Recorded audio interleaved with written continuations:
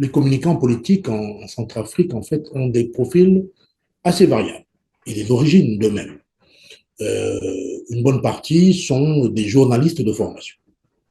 Des journalistes de formation qui ont fait souvent une bonne école, un bon institut de formation à l'université de Bangui et parfois l'école régionale du Cameroun.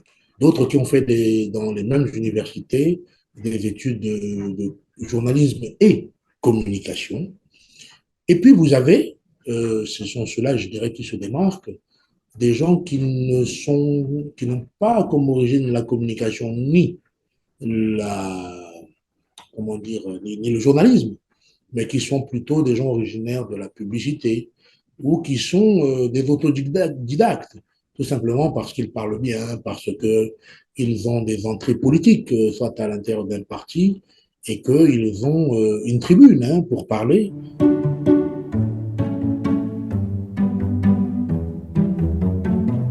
Il y a mon excellent collègue, ancien collègue, M. Alfred Poloko, qui d'ailleurs aujourd'hui est président du Conseil économique et social de la République centrafricaine, un ancien ministre de la jeunesse, je crois, et aussi de la communication. Il y en a un qui aujourd'hui nous a quittés, mais qui était excellent. Aussi, je veux vraiment lui rendre hommage, le ministre d'État Gonda, G-O-N-D-A, très très bon communicant, très bon porte-parole du gouvernement. Madame Montaigne, une ancienne ministre de la Communication aussi, une femme très brave, courageuse, qui faisait une très bonne communication politique et toujours dans le sens de rassembler plutôt que de divertir ou diviser. Voilà.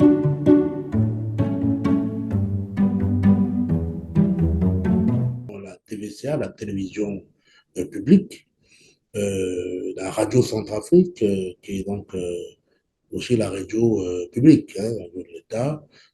Quand je partais, j'avais remis en place et créé un journal gouvernemental.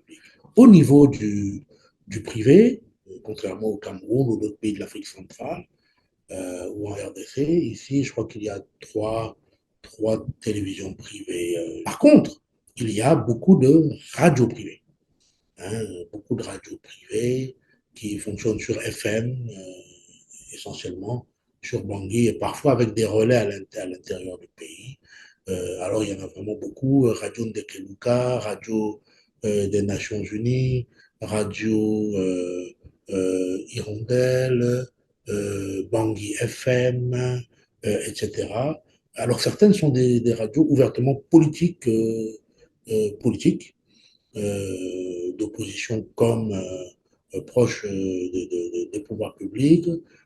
D'autres sont confessionnelles, d'ailleurs, hein, plus des questions de religion et autres. Donc, certaines sont plutôt neutres, qui parlent de tout, hein, de la vie de société, etc. Donc, les radios privées, beaucoup de journaux. Alors là, une foison de journaux. Et vous serez étonné, hein, vous avez, j'ai oublié, mais je pense que vous avez plus de 70 titres hein, privés, mais qui n'ont pas les formats tabloïds. Ce sont des A4 imprimés, pliés en 4. Et puis, vous avez généralement un, deux, trois, quatre, 6 pages.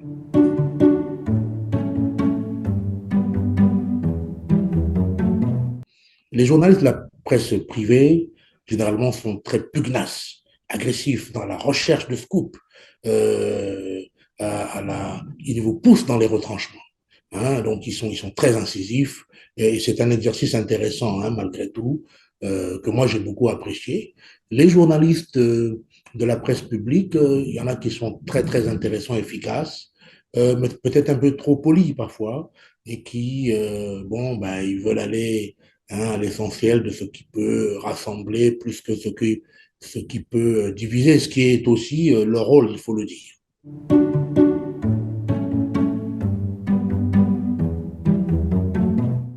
Le per diem, comme son nom l'indique en latin, c'est ce qu'on donne chaque jour, par jour de présence. Si aujourd'hui, j'organise une formation sur la prise de parole en public et que je veux quand même médiatiser cela, j'ai une cérémonie d'ouverture et de clôture, je vais inviter la presse qui est censée venir pour avoir du contenu. Mais pour être sûr que la presse soit là, je vais, à leur arrivée, leur donner de quoi payer leur transport en retour. Et puis, je vais leur donner une enveloppe qui peut être de, on va dire, je ne sais pas, 20 euros pour le temps qu'ils ont passé à couvrir, à prendre des photos, à prendre des notes ou à filmer. Donc, c'est ce que l'on donne pour le moment participé par le moment couvert, voilà, par le journaliste. Alors, en soi, ce n'est pas une bonne chose dans le sens où les journalistes sont censés avoir un salaire ou sont censés être payés. Donc, je suis mitigé sur cette question. Ça n'est pas professionnel, mais en même temps, ça leur permet de survivre et on a quand même besoin qu'ils soient là pour couvrir.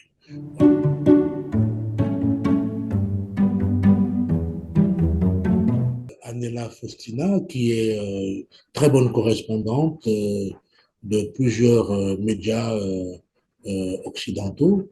Vous avez une dame comme Verjan Ignabodé qui travaille à la station de radio de Keluka. Vous avez quelqu'un comme Rolf Steve Demialeux, très bon journaliste professionnel,